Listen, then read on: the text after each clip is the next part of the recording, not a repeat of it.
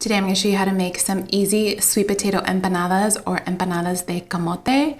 So I peeled and diced some sweet potato. You need about 2 cups once it's cooked. I love this cutting board from Eli Home. It has little silicone things on the edge so it doesn't slide around while you're chopping. Place the sweet potato into some cold water and then go ahead and get to a boil. Cook them until they are fork tender, about 10 minutes. Then go ahead and drain all of the hot water carefully. Once that's drained, we're going to start the filling. So I am adding a little bit of salt here just to kind of bring out the flavor. 1 tablespoon of unsalted butter, a tablespoon of brown sugar. If you want it sweeter, go ahead and add more, as well as some cinnamon for those lovely warm spices. So with a potato masher, go ahead and mash that all together until it gets nice and smooth. And then we want to cool the filling before we start making the empanadas. I am using store-bought refrigerated pie crust. This is a 1 cup measuring cup and it's 3 inches in diameter. So if you have a glass or a bowl that's 3 inches, go ahead and use that. And then you want to get to make circles all the way to the edge so that way we can use as much of that pie crust as possible. And then don't discard the scraps because we are going to roll them back together. So this one wouldn't come off, so I just needed to press it one more time. And that's okay if the circles aren't perfect because we're actually gonna roll these discs again to make them a little bit flatter.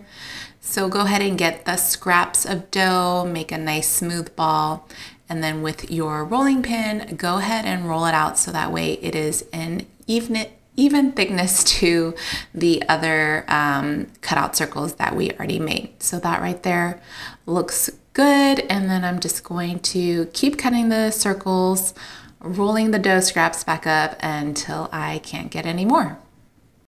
So I have a silicone mat that is underneath here. You can also just do a floured surface if it's a little bit easier, if the dough feels like it's sticking, but the silicone mat worked well for that. So I didn't have enough to make another one, so I'm gonna go ahead and start flattening out the cutout discs. So essentially you want them to double in size, but just make them as thin as possible without the dough breaking. So that right there is good. Now the filling has cooled, so I'm adding just about 2 tablespoons. You want enough to make sure that the empanada is nice and full. Just place it straight down the middle and fold it like a taco.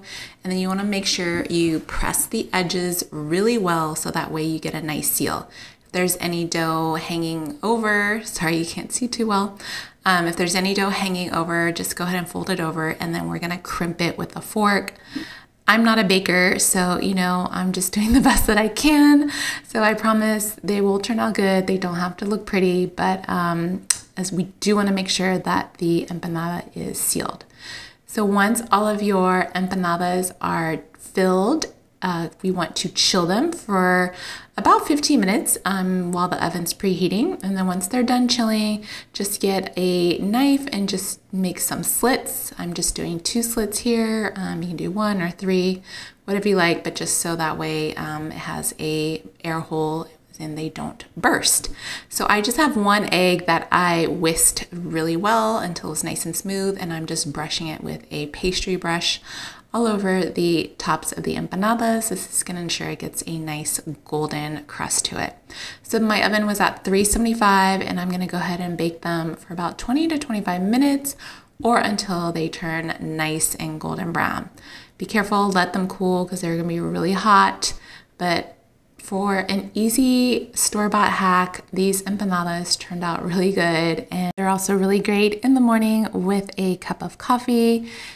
You can also store leftovers in the fridge or freezer and reheat them in the oven. And I really hope you give this recipe a try. I'm going in for a second bite because they're so good. Thanks so much for watching. I hope you guys enjoyed this video. Be sure to subscribe and I'll see you next time.